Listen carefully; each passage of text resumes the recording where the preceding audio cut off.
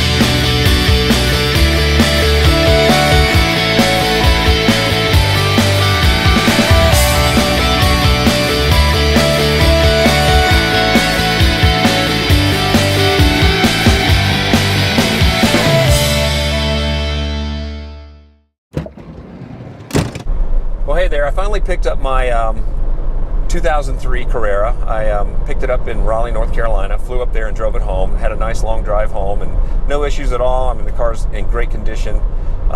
Again, this is a car that has been gone through, even with 34,000 miles, the IMS bearing has been done, and the rear main seal has been replaced.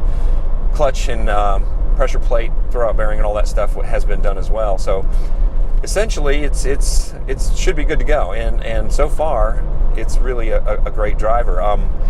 As you remember, my last video was I talked about my Carrera 4. It's a 2001 Carrera 4 Cabriolet. This one is also a Cabriolet, but I have the hardtop on, and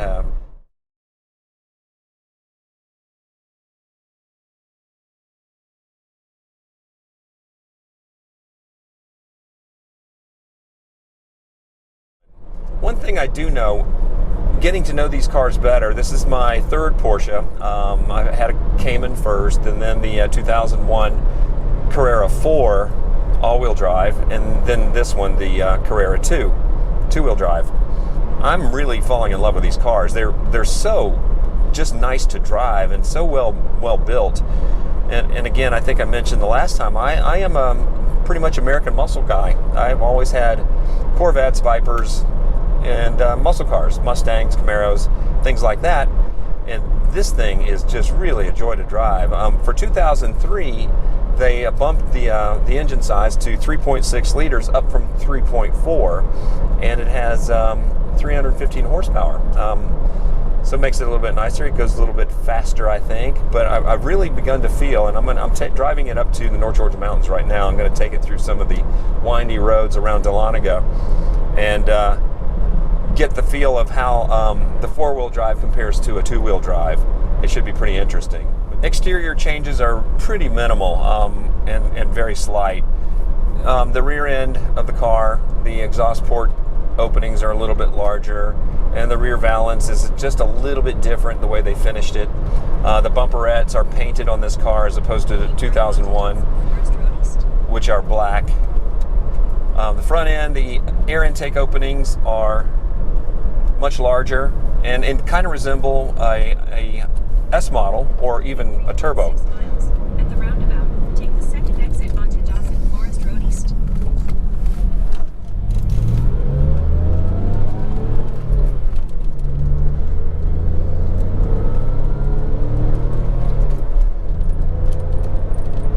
I was hoping for no rain today, but it looks like day after Super Bowl is just a little bit wet, but not too bad. One thing I have noticed with this car, the tires are essentially brand new, but they're Dunlop tires, and I don't know much about them. The 01 C4 has Michelin 4S tires on them, and they are really amazing. Even in cooler weather, they grip really well, and these seem a little bit hard. I mean, the ride is a little bit rougher, so I think I prefer the Michelin tires over the Dunlops.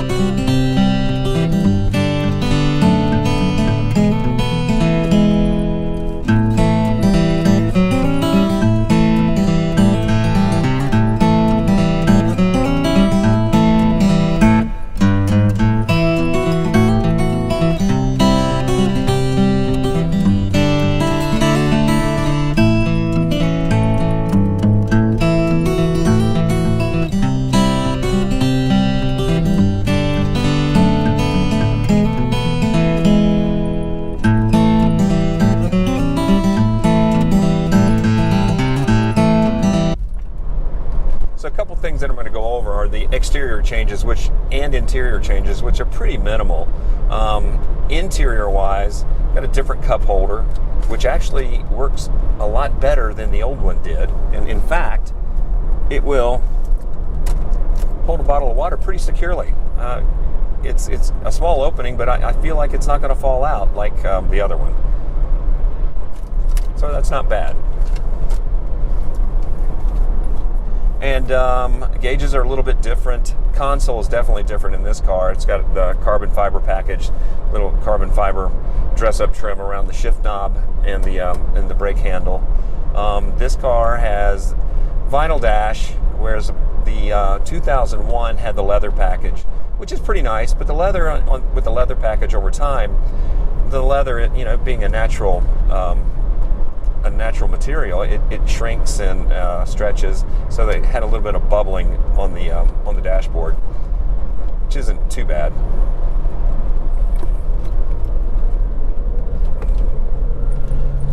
What else?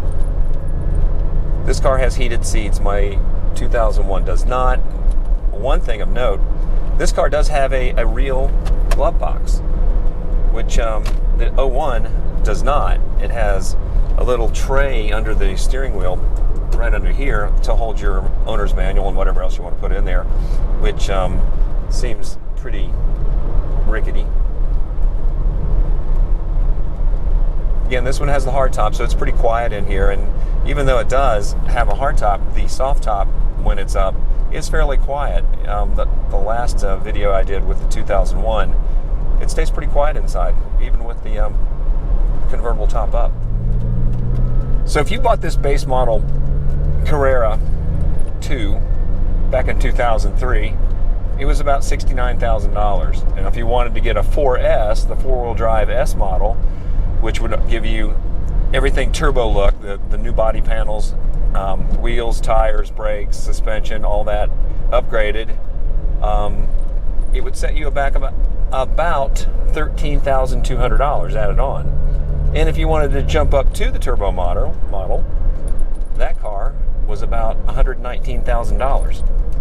So I think for the money, a 996, 03 996, or even the 01 4 that I have also is a fantastic value. I mean, they're great driving cars. They're zippy enough, but I think I'm going to, next round is upgrade to either a 4S, or if I can swing it, a turbo model would be amazing.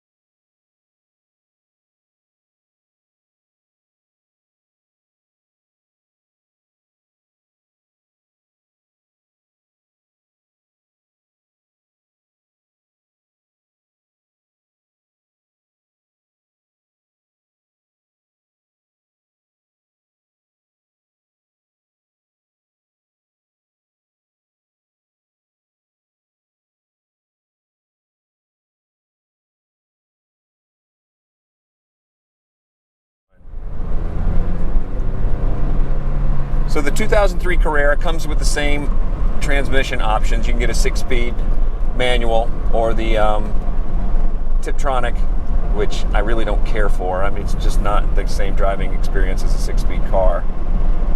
The shifting is smooth and great. I mean, it really shifts very well. It's a very solid gearbox. I have not heard of any issues with shifting. So if you're in the market, again, I think if a 996 today is probably the deal of the century. These cars are just going to appreciate, I think, in value now that the minor issue with the IMS bearing has been pretty much resolved. Well, just a little bit about the driving characteristics of a C2 compared to a C4, two-wheel drive versus a all-wheel drive. I feel like this car just feels a little bit quicker.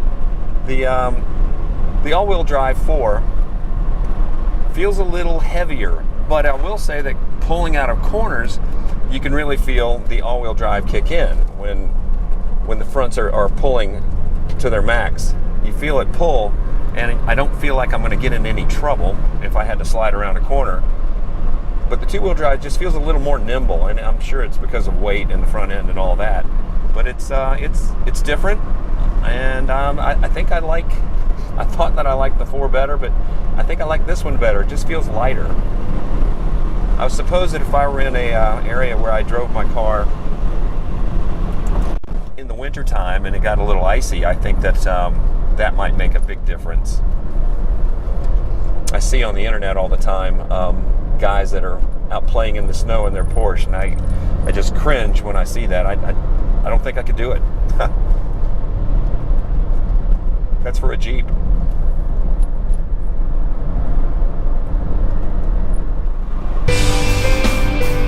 Well, I hope you enjoyed the video, and I look forward to dropping another one next week.